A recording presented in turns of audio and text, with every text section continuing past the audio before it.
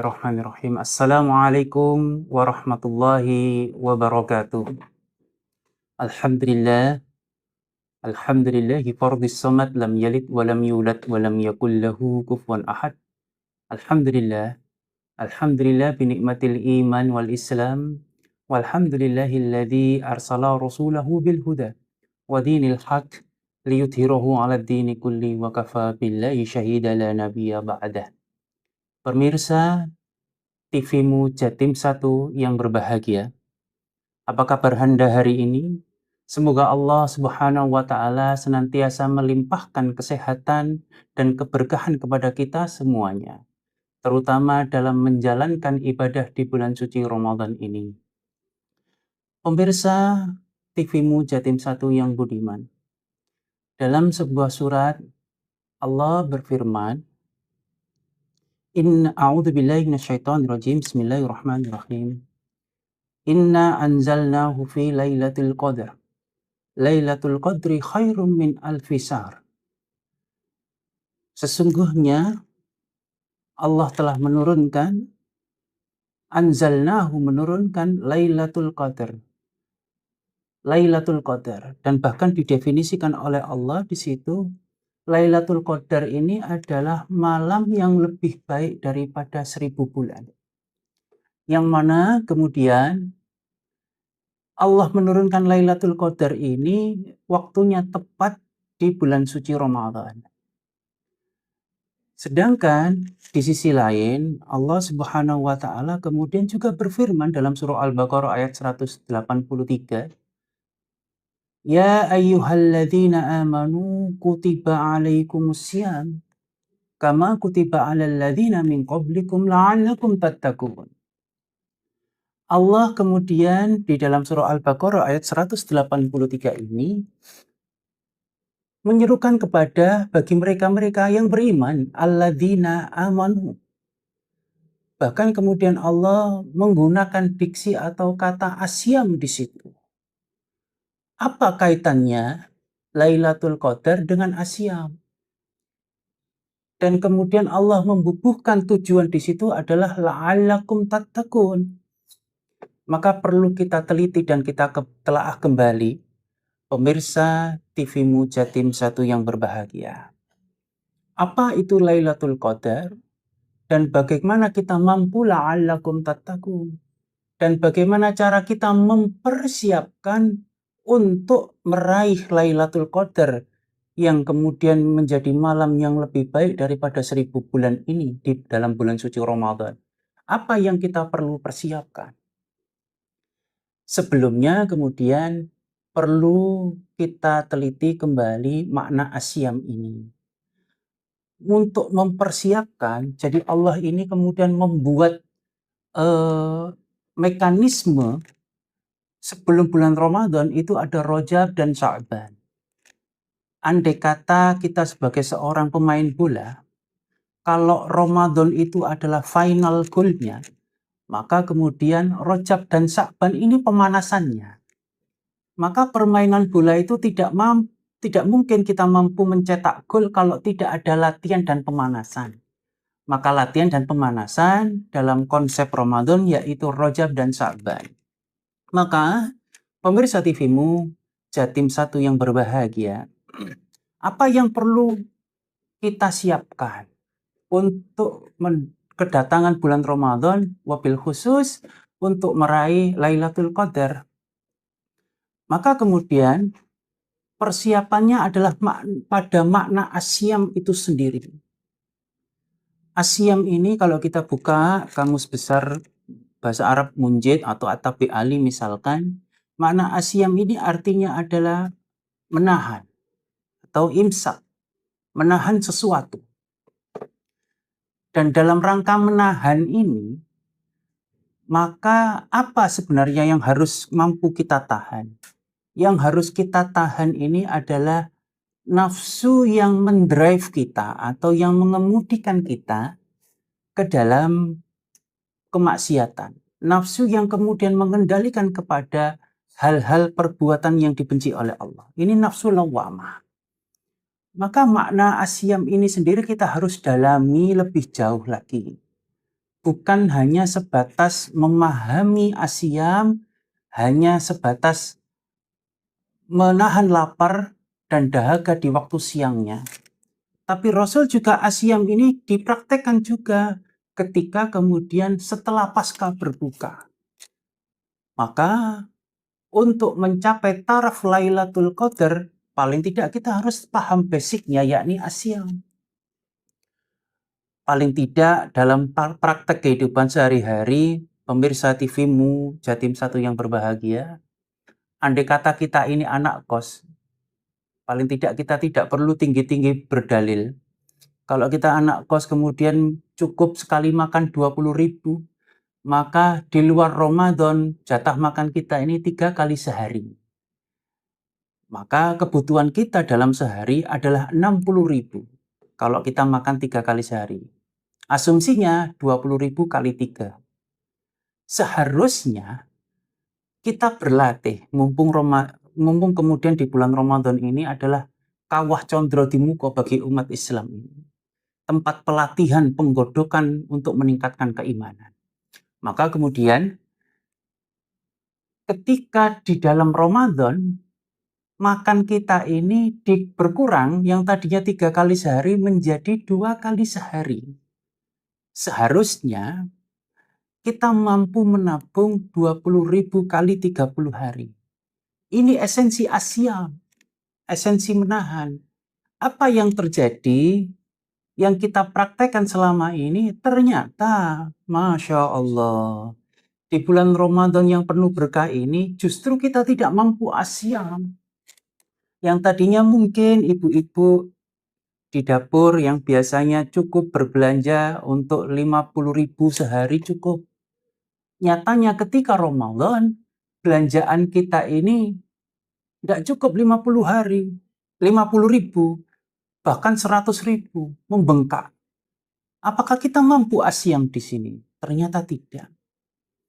Bahkan mungkin barangkali asupan gizi atau makanan sehari-hari yang biasanya adalah mungkin sayur bening atau cukup tahu dan tempe sudah mewah sekali. Bahkan kemudian ditambahin sambal dan ikan asin sudah alhamdulillah luar biasa. Kenapa kok kemudian di bulan suci Ramadan kita inginnya berlebih? Ingin ini, ingin itu, bahkan luar biasa, apapun dibeli. Apakah ini menjadi sebuah praktek asyam? Tentu tidak. Maka kemudian kalau kita tinjau kembali, puasa ini itu yang nomor 1 kita praktekkan asyam. Kita harus pandai-pandai menahan nafsu lawam. Dan yang kedua yang perlu kita persiapkan untuk mencapai Lailatul Qadar adalah menjaga fisik. Kalau kita pahami puasa ini adalah ibadah yang sifatnya jismiyah.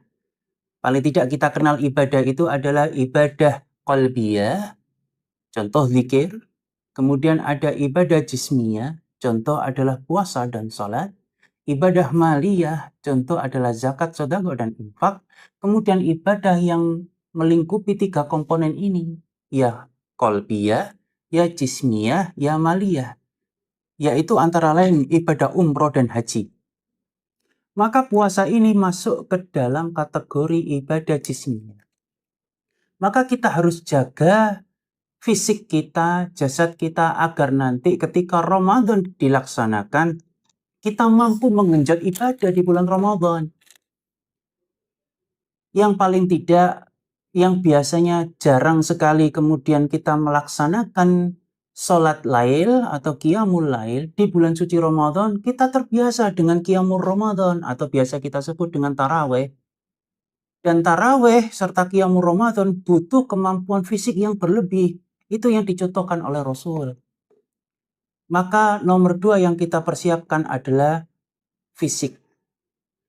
Yang kemudian nomor 3 yang kita persiapkan setelah tadi itu spiritual adalah menahan, kemudian kemampuan jasmani adalah fisik, yang terakhir yang perlu kita persiapkan adalah kemampuan sosial. Di mana Ramadan ini adalah salah satu dimensinya adalah dimensi sosial. Yang kita tahu di dalam bulan suci Ramadan ada kewajiban yang kita laksanakan yaitu zakat fitrah. Atau kemudian ada kewajiban sosial yang lainnya kalau kita kemudian tidak mampu melaksanakan puasa dan tidak mampu mengqadha'nya, maka kita diwajibkan untuk membayar fidyah. Ada pilihan membayar fidyah atau mungkin kafarat. Kalau kita tidak mampu memerdekakan budak atau puasa 2 bulan berturut-turut, maka kita harus kemudian memberi makan 60 fakir miskin. Ini kan dimensi sosial. Maka boleh disebut puasa yang mampu mencapai Ramadan atau asyam yang mampu mencapai Lailatul Qadar adalah asyam yang meliputi 3 dimensi. Yakni yang pertama dimensi spiritual, makna asyam itu sendiri, dan yang kemudian kedua adalah dimensi fisikal atau jasmani, dan yang ketiga, yang terakhir adalah dimensi sosial. Itu adalah puasa. Maka bisa jadi kita sebut puasa ini adalah ibadah yang multidimensional.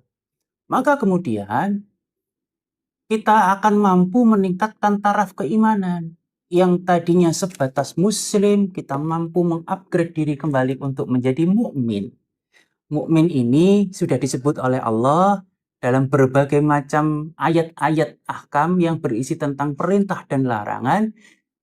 Indikatornya adalah Allah memulainya dengan ya ayyuhalladzina amanu.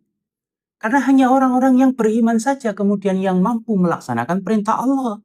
Dan kemudian menghindari semua larangan-larangan Allah. Maka dikhususkan kepada Allah, perintah puasa ini hanya kepada orang-orang yang beriman saja. Maka kemudian setelah kita mampu beriman kepada Allah dan mampu melaksanakan aturan-aturan Allah dan menghindari larangan-larangan Allah, wabil khusus puasa ini, maka wajar Allah kemudian memberikan reward. Rewardnya adalah Lailatul Qadri khairum min alfisa. Rewardnya adalah Lailatul Qadar. Maka Lailatul Qadar ini adalah sebuah bentuk upgrade diri. Upgrade diri dari apa? Dari mukmin menjadi muhsin.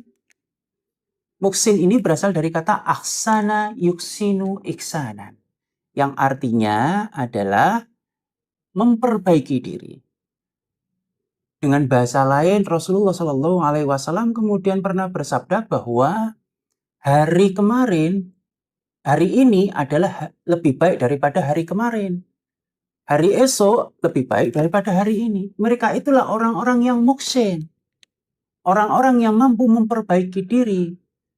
Maka wajar ketika kita Ramadan luar biasa. Masya Allah. Yang biasanya tidak pernah darus, tidak pernah ngaji, darusnya luar biasa sampai khatam berkali-kali.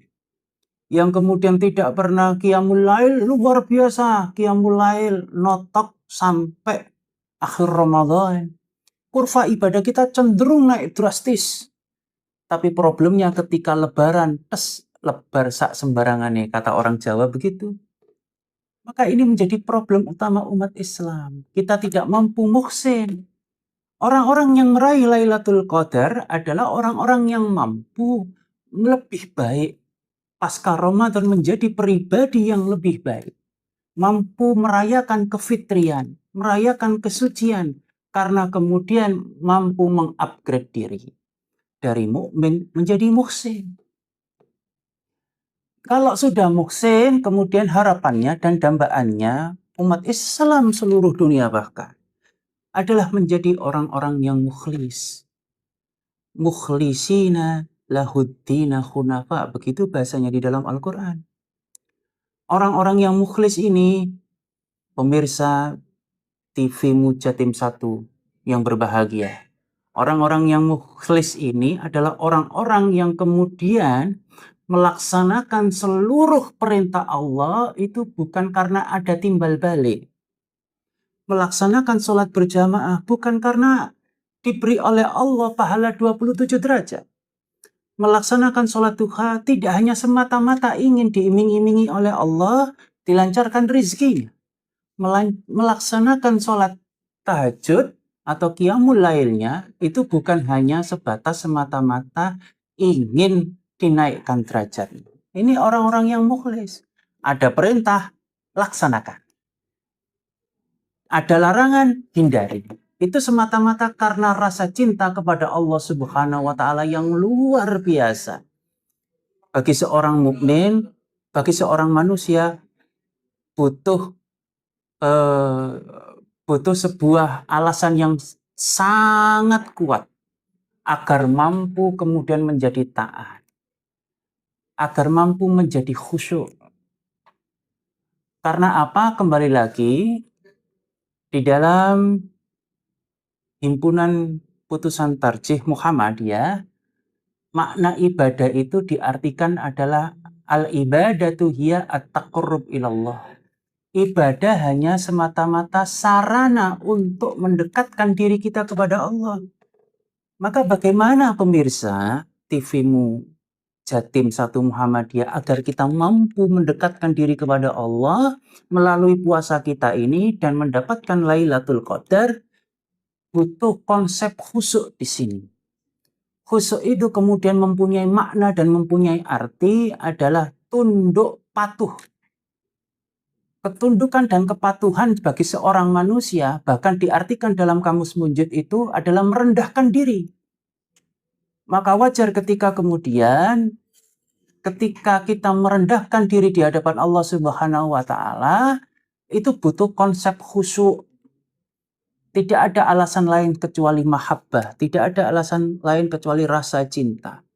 Maka kemudian kalau kita di dalam melaksanakan asyam ini, di dalam melaksanakan berpuasa, tanpa rasa mahabbah kepada Allah Subhanahu wa Ta'ala, tanpa rasa cinta kepada Allah Subhanahu wa Ta'ala, maka puasa kita hanya bermakna sebatas melaksanakan menahan lapar dan dahaga.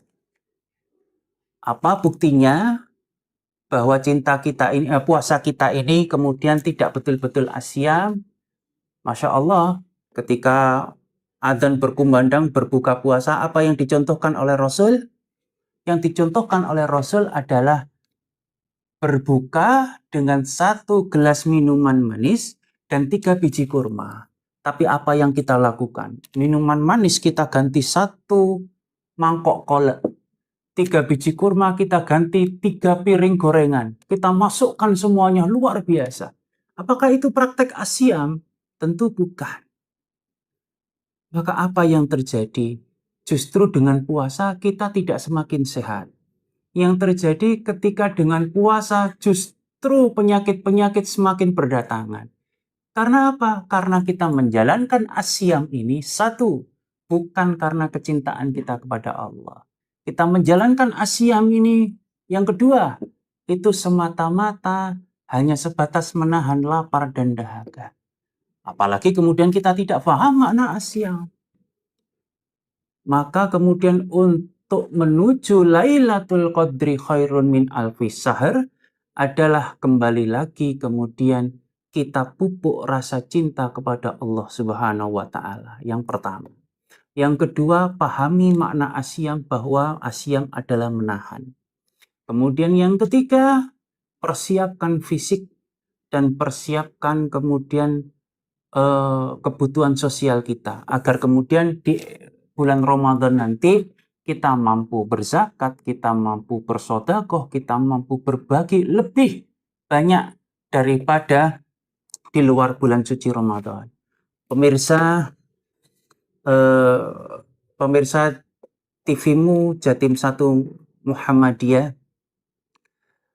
yang berbahagia, setelah kita faham betul apa itu makna asyam, bagaimana cara kita mempersiapkan puasa, mempersiapkan asyam, agar kemudian kita mampu meraih Lailatul Qadar khairum min alfi syahr, maka tidak ada lain, tidak ada bukan bahwa kemudian kita menghubungkan puasa kita hanya untuk Allah Subhanahu wa Ta'ala. Maka pantaslah kemudian ungkapan bagi kita ketika kemudian dalam ungkapan tersebut adalah innas salati wan nusuki wa mahyaya wa mamati lillahi rabbil alamin. bahwa sesungguhnya sholatku, seluruh hidupku hanya semata-mata lillahi rabbil alamin. Itu yang kita pertebal. Karena sejatinya puasa sendiri itu adalah kawah condro di muka bagi umat Islam, camp pelatihan untuk meningkatkan seluruh taraf 3 dimensi tadi itu. Ya dimensi spiritual, ketaatan dan penghambaan kepada Allah Subhanahu wa taala. Ya dimensi fisik, bagaimana kita semakin sehat ketika berpuasa. Maka kemudian kita terapkan sesuai contoh Nabi Muhammad SAW. Sedikit mengulas tentang dimensi fisik, pemirsa TVmu Jatim 1. Secara medis, makanan yang kita masukkan ketika sahur paling tidak berhenti jam 4 pagi. Itu diolah oleh lambung dan usus kita seluruhnya ini diolah kurang lebih 8 jam. Selama 8 jam kemudian adalah jam 12 siang. Maka wajar ketika jam 12 siang kita ada iklan marjan itu luar biasa begitu menggoda. Karena apa? Karena posisi lambung kita ini dalam kondisi kosong. Maka secara tidak langsung lambung kita ini diistirahatkan oleh Allah kurang lebih 6 jam sehari. Untuk kemudian kembali bekerja selama 365 hari. Jadi lambung kita ini cutinya hanya 180 jam selama bulan Ramadan untuk kerja selama 1 tahun. Itu kesehatan fisik. Maka wajar kemudian ketika orang berpuasa seharusnya menjadi jauh lebih sehat. Orang yang kemudian mampu melatih, orang yang mampu mendapatkan Lailatul Qadar ini, kemudian baik sehat jasmani maupun sehat ukhrawi, kemudian mampu secara sosial. Peningkatan-peningkatan itulah adalah indikator mereka-mereka orang-orang yang mampu mendapatkan dan meraih Lailatul Qadri khairum min alfi syahr. Jamaah, pemirsa TVmu Jatim 1 yang berbahagia, usailah sudah kajian ngasuh ini, ngaji sore ini, maka kita mampu memetik hikmah bahwa yang pertama ibadah hanya untuk Allah Subhanahu wa taala. Yang kedua, tadi sudah kita ketahui bahwa berbagai macam cara agar kemudian kita mampu meraih Lailatul Qadar. Semoga kemudian dalam Ramadan kali ini puasa kita menjadi lebih baik. Semoga dalam Ramadan kali ini ibadah kita semakin terkoneksi kepada Allah Subhanahu wa taala. Dan semoga kemudian seluruh ibadah kita, hidup kita, seluruhnya kita dedikasikan kepada Allah Subhanahu wa taala. Dan terakhir, mudah-mudahan kita diijabah oleh Allah segala munajat doa-doa kita di bulan suci Ramadan ini, dan semoga kita dapat berjumpa lagi, tidak kemudian di channel TV yang lain, tidak di acara-acara berikutnya. Semoga pemirsa TVmu Jatim 1 yang berbahagia ini dapat dipertemukan dan diperjumpakan lagi setelah kemudian di Yaumil Hisab nanti sama-sama menjadi penghuni Jannatun Naim. Allahumma amin. Itu saja yang mampu saya sampaikan. Pemirsa TVmu Jatim 1 Muhammadiyah yang berbahagia. Nasrun minallahi fathun qarib. Billahi taufiq wal hidayah. Wassalamualaikum warahmatullahi wabarakatuh.